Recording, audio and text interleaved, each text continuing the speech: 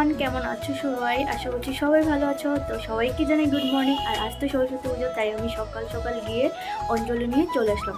তো এবার হবো রেডি, এবার একটু ঘুরতে বেরোবো। তো কোথায় যাই আর কি কি করি সেই আজ তোমাদের সাথে শেয়ার করছি। তো ভিডিওটা বেশি লম্বা না করে, ভিডিওটা ছোট্টতে তোমাদের সাথে কিছু কিছু ক্লিপ শেয়ার।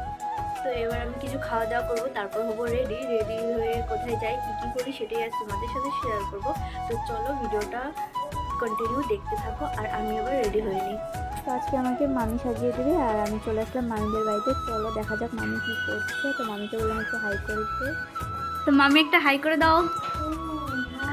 তো আজকের মেকআপ আর্টিস্ট আমার মামি। তো মামিও খুব সুন্দর মেকআপ করে। তো চলো আজকে রেডি হয়ে নিই, তারপর তোমাদের সাথে দেখা হচ্ছে। তো চলো রেডি হয়ে নিই। সো গাইস, আমি এখানটাতে পুরো রেডি হয়ে গেছি। আর আমাকে কেমন লাগছে অবশ্যই জানিও। আর বাকি আছে এখনও, ফাইনাল রেডি হয়নি। এখন আমি চুলটা আঁচড়ে নেবো, তারপর বের হবো।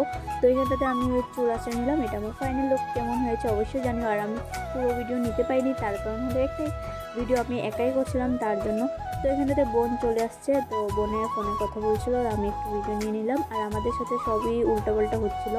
আমার যাওয়ার মন নেই, কারণ আমি একাই ছিলাম। তার জন্য হঠাৎ করে বোন আসলো, বললো চল যাই।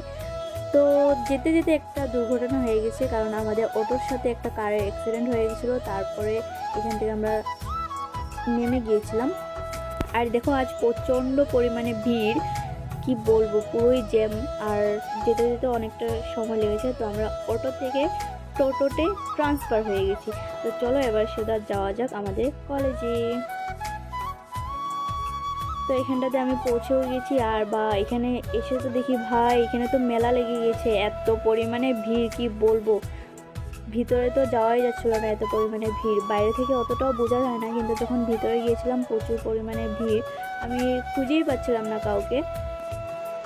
তারপরও ভাই, মহাবিদ্যালয়ে এত ভিড় হয় সেটা জানি, কিন্তু এবার একটু বেশিই লাগছে, জানি না কেন, প্রচণ্ড পরিমাণে ভিড়। তো আমরা ঘুরে নিয়েছি। আর আমাদের এখানে সরস্বতী মাটা দেখে নাও, অনেক সুন্দর ছিল। তো এখানটাতে বোনকেও পেয়ে গিয়েছি। তো চলো এবার আমার ঘোরা হয়ে গেছে কমপ্লিট। এবার আমি চলে যাব বাড়িতে।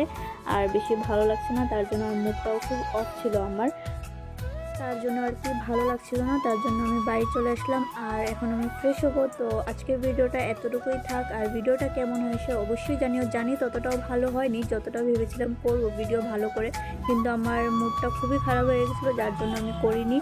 তো চলো যতটুকু করেছি ততটুকু তোমাদের সাথে শেয়ার করলাম। কেমন হয়েছে অবশ্যই জানিও। আজকের মতন টাটা।